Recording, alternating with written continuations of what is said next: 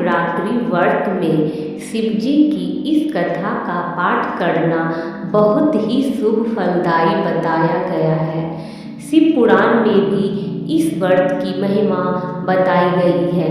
शिव पुराण के अनुसार जाने अनजाने में भी जो मनुष्य और जीव महाशिवरात्रि का व्रत कर लेता है वह शिव कृपा का भागी बन जाता है और उससे यमराज के दूत भी दूर रहते हैं। इसलिए महाशिवरात्रि व्रत में शिव भक्तों को महाशिवरात्रि की इस कथा का पाठ जरूर करना चाहिए। महाशिवरात्रि की पावन कथा इस प्रकार है। बहुत समय पहले की बात है। एक घना जंगल था जहाँ ऊंचे ऊंचे पेड़, बहती नदी और तरह तरह के पशु पक्षी रहते थे। उसी जंगल के पास एक छोटा सा गांव था। उस गांव में सुशील नाम का एक शिकारी रहता था। उसका काम जानवरों का शिकार करके अपने परिवार का भरण पोषण करना था।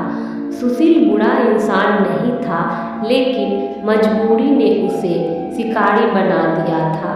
वह रोज सुबह जंगल जाता और शाम को शिकार लेकर लौटता। एक दिन फाल्गुन मास की कृष्ण पक्ष की चतुर्दशी थी। उसी दिन जिसे हम महाशिवरात्रि के नाम से जानते हैं। सुशील को इस बात का ज्ञान नहीं था। वह उस दिन भी शिकार के लिए जंगल चला गया, लेकिन उस दिन उसका भाग्य कुछ अलग ही लिख चुका था। सुबह से शाम हो गई पर उसे कोई शिकार नहीं मिला। भूखा प्यासा वह जंगल में भटकता रहा। सूरज ढल गया और रात हो गई।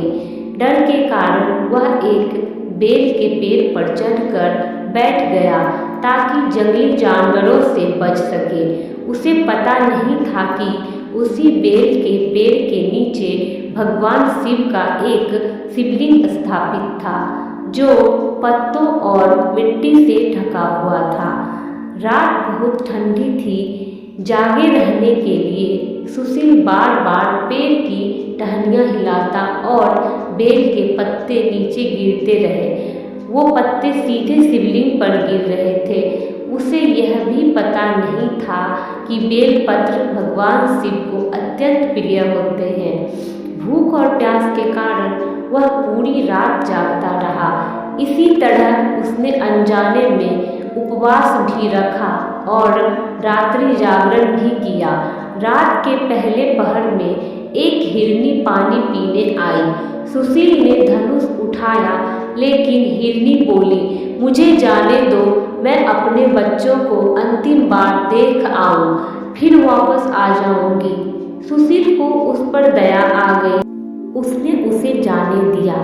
कुछ समय बाद दूसरी हिरनी आई, फिर एक हिरन आया। सबने अपने परिवार का हवाला दिया और सुशील ने सबको जाने दिया।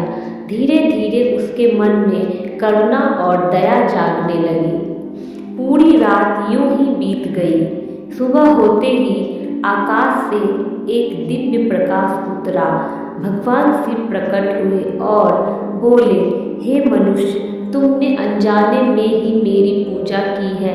तुमने उपवास रखा, जागरण किया, बेलपत्र अर्पित किए और सबसे बड़ी बात, तुमने दया दिखाई। यही सच्ची भक्ति है। सुशील की आंखों में आंसू बहने लगे।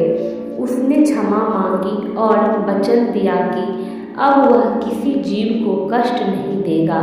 भगवान शिव ने उसे आशीर्वाद दिया, आज से तुम्हारा जीवन बदल जाएगा, तुम्हें मोक्ष की प्राप्ति होगी। इस कथा से हमें सीख मिलती है, सच्ची भक्ति दिल से होती है, ना कि दिखावे से। दया और करुणा सबसे बड़ा धर्म है। महाशिवरात्रि का व्रत, जागरण और शिवलिंग पर बेलपत्र चढ़ाना अत्यंत शुभ माना जाता है। तभी से लोग महाशिवरात्रि के दिन व्रत रखते हैं, रात भर जागरण करते हैं और ओम नमः शिवाय का जाप करते हैं। कहते हैं इस दिन भगवान शिव अपने भक्तों की हर सच्ची मनोकामना पूरी करते हैं। महाशिवरात्रि हमें सिखाती है कि सच्चा मन, दया और श्रद्धा हो तो भगवान स्वयं रास्ता दिखाते हैं। बोलो हर हर महादेव।